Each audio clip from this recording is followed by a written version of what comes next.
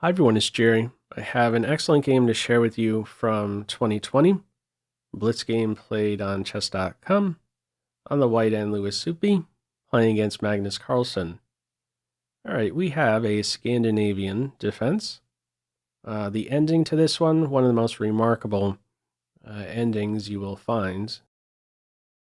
Some attention here to move order. In the game, h3 is played.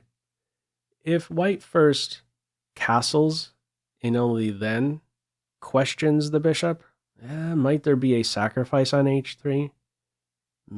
Can black maybe go for a fishing pole idea himself?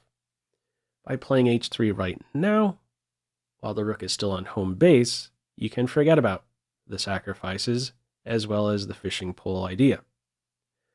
Where to go with the bishop? In the game, we get the bishop for knight exchange. If it backs off, d4, bishop e3, white can shoot for a knight pivot on e5.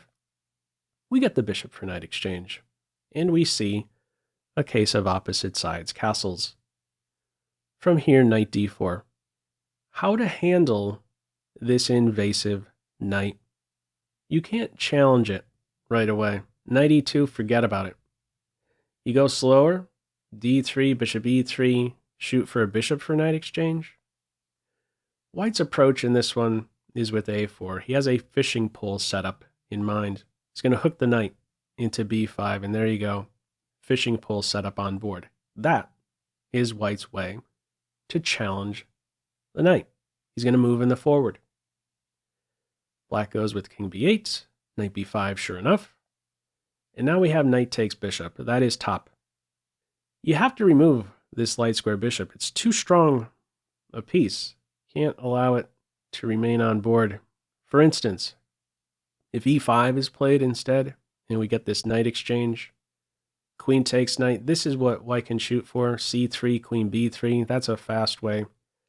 White can at least try to quickly converge, coordinate with the light square bishop. In the case of pawn takes knight, a5, a6 is a strong idea, breaking down the light squares, trying to carve out a square on c6. And if black doesn't want to see that, playing a6 right here, well, a6 will now be a hook for white.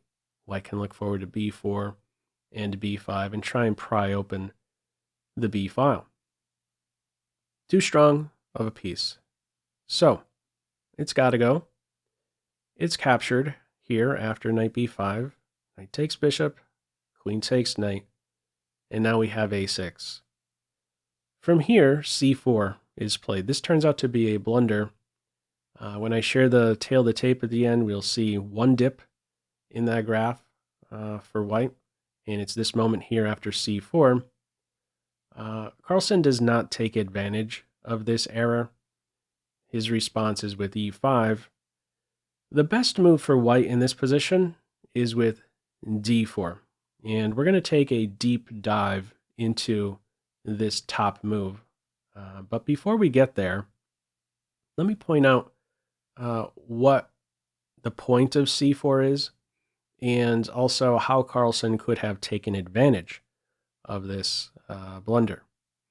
c4 was played to maintain a pawn on b5. In the case of pawn takes knight, a pawn recapturing, there's no queen takes. How black could have taken advantage of c4 is with the following.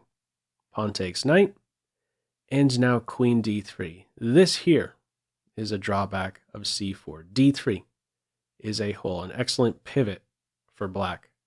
This welcomes a queen exchange, being up the piece, and also interferes with white's idea of forming a battery along the a file.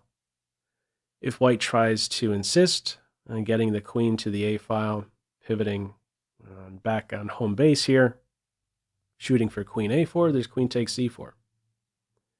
All right, Carlsen does not follow up in the best way after c4.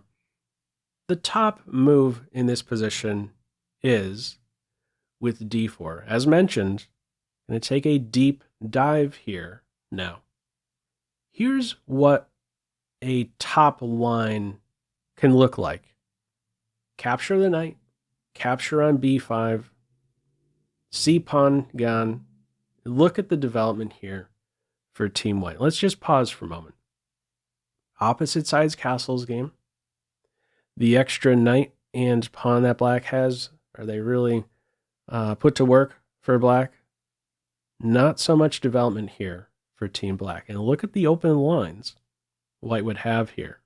Rook, queen, bishop right around the corner, coordination on that c7 square. Best play from here is considered e5, pitching a pawn so that black is in time to secure c7. Now watch the fancy major piece play from here. Look at the beautiful queen play. Rook a6, there's queen f8. Take on g7 and the rook. She turns into Pac-Man there. And if the queen blocks, we would get this little zig and a zag. And now the queen has these two squares in mind. How do you deal with that? If you block with c6, not the end of the story. Beautiful major piece play. We're looking to now enter. Best from here is considered king c7. Black here is not in a position to develop that extra piece. Knight f6, we go down here and track the rook. If queen d8, the rook still enters on e8. Queen takes rook, we get the queen with the skewer. And if rook d8 here, d5 is the only winning move. Trying to influence the c6 pawn. You push or capture, white could enter on the 8th rank and look forward to a check and mate next. Also notice the lateral movement this queen has in this position. For instance, if the knight develops here to f6, there's queen f4. This is a crushing attack. 7th rank entry, rook a8 to follow. Beautiful major piece play here with a key move, d5. All right, this top move, d4, in this game, as mentioned, that was quite the deep dive there. This top move, d4, was not played. It is c4, e5 in this game, and now we have d4. Follow up from here is pawn takes pawn. It's winning for white from this point on. Best play from here is considered knight e7, d5, and this idea to advance the g pawn. All right, in this game, we get pawn captures pawn. Square has now opened up for the bishop. Beautiful coordination now on c7 with this invasive knight. It's captured at this stage. What else is black supposed to do? Defend c7? Bishop here, rook here. We can touch on each briefly.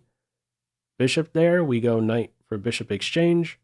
Advance the b pawn and pry open a file towards the king. Maybe even c5 shortly. That's not going to end well for black. And this isn't going to end well either, trying to defend with the rook. This is a simple way to follow up. Try and track down this pawn. Really can't hang on to it. Bishop c5, there's b4. All right. Black simply takes, after bishop f4 here, takes the knight. And now white has this open a file to work with. Bishop d6, rook a2. The rooks are now doubled. What are you supposed to do here as black? In the game, king c8 is played. If you advance the c pawn to c6 or c5, that would run into bishop takes bishop check, and the queen would fall next. King tries to make a run for it. Pop quiz.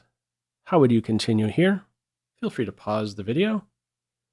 Okay, if there is ever a moment to award a final move, double exclam, this is that moment.